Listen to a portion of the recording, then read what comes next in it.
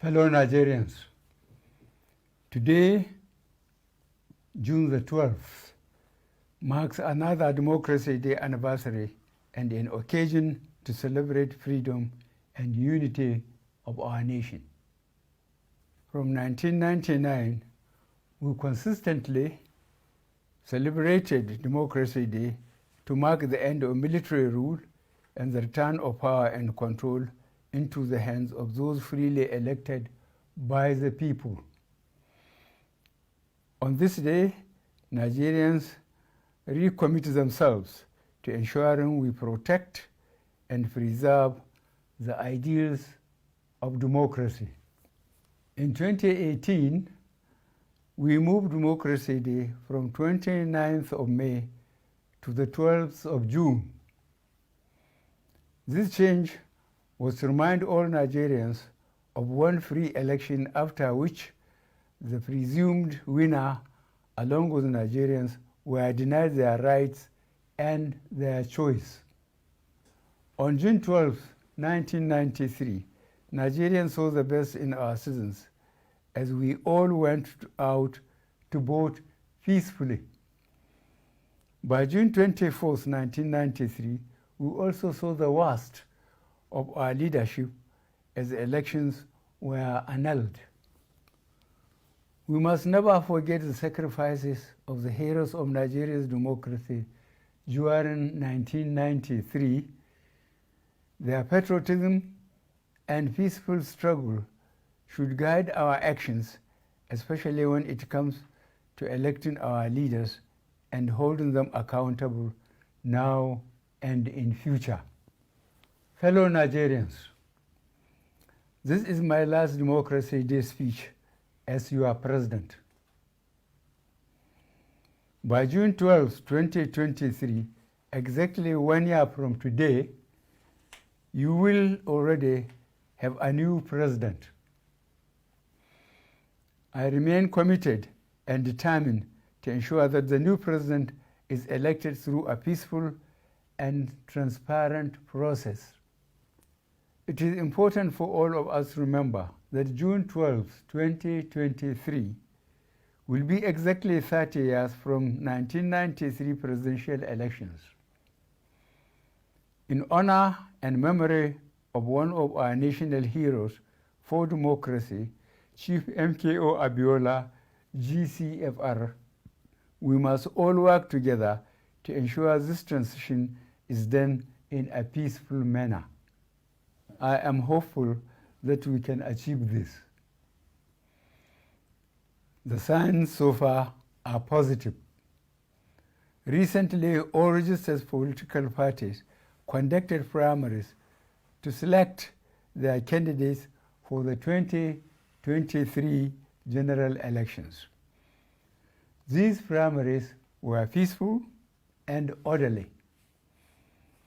Those who won were magnanimous in their victories. Those who lost were gracious in defeat.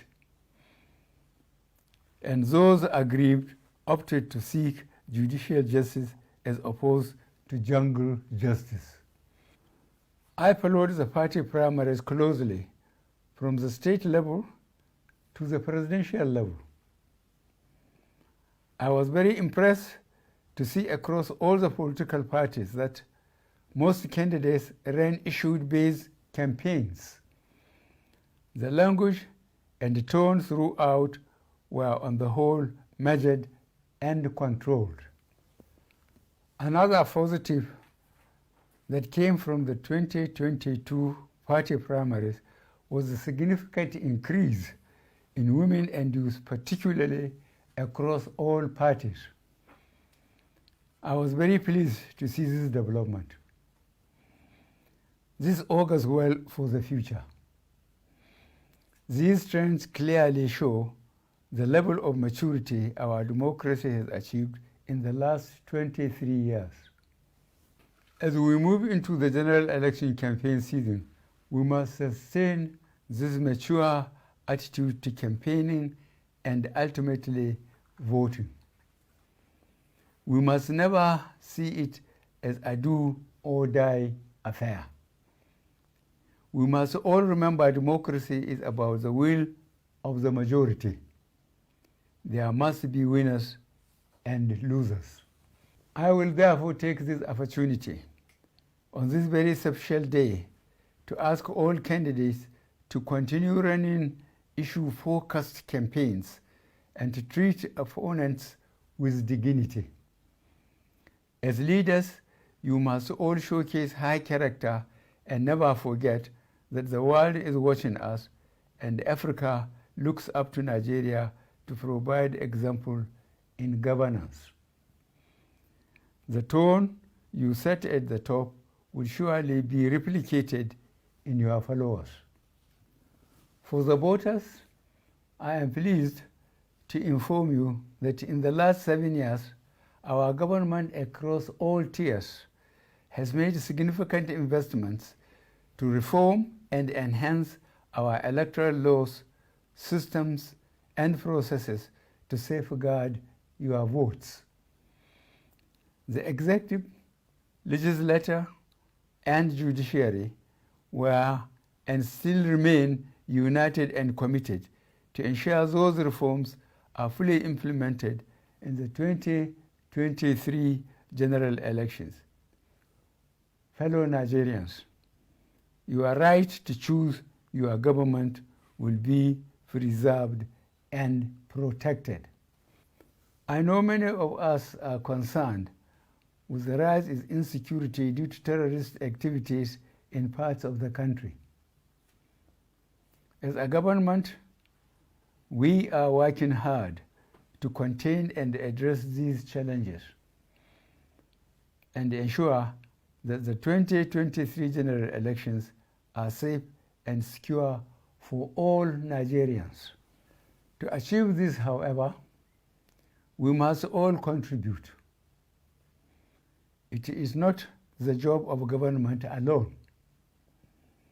I ask all citizens to support and cooperate with our security agencies by reporting any suspicious characters and activities to law enforcement agencies. We can only have a safe country if we are able to prevent crime, not after the crime has been committed. On this special day, I want us all to put all victims of terrorist activities in our thoughts and prayers. I am living daily with the grief and worry for all those victims and prisoners of terrorism and kidnapping. I and the security agencies are doing all we can to free those unfortunate countrymen and countrywomen safely. For those who have lost their lives, we will continue to seek justice for their families against the perpetrators. For those currently in captivity, we will not stop until they are freed and their kidnappers are brought to justice. If we all unite, we will be victorious against these agents of terror and destruction. We have reformed some of our security structures. Some of the defense assets we procured 3 years ago have arrived and have been deployed. Our cybersecurity and surveillance systems are being upgraded to further enhance our ability to track and trace criminal elements. We are also recruiting and training new personnel across all our security and intelligence agencies to strengthen the country's overall security.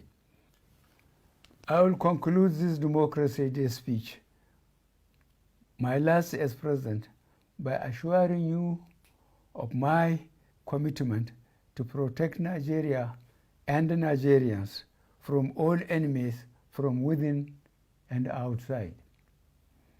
I am also promising you a free, fair, and transparent electoral process.